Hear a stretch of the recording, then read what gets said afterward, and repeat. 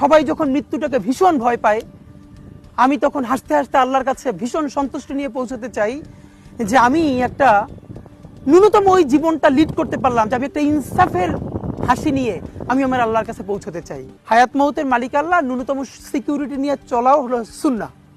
কিন্তু আমাদের লড়াইটা হলো, আমার মা স্বাভাবিকভাবেই কান্নাকাটি করেন, আমার পরিবার সবাই। তো আমি আমার মাকে বলেছি যে দেখো, মানে আমরা যে লড়াই নেমেছি, আমার একটা মনে হয় কি কোনো রাজনীতিবিদের না বাসায় মৃত্যুটা হইতে পারে না, এটা কোনো ভালো মৃত্যু না।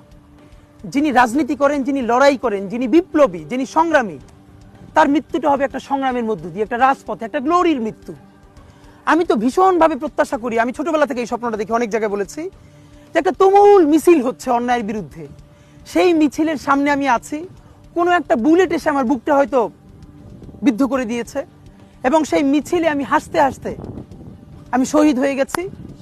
এবং সবাই যখন মৃত্যুটাকে ভীষণ ভয় পায়, আমি তখন হাসতে হাসতে আল্লাহর কাছে ভীষণ সন্তুষ্টি নিয়ে পৌঁছতে চাই যে আমি একটা ন্যূনতম ওই জীবনটা লিড করতে পারলাম, যে আমি একটা ইনসাফের হাসি নিয়ে আমি আমার আল্লাহর কাছে পৌঁছতে চাই।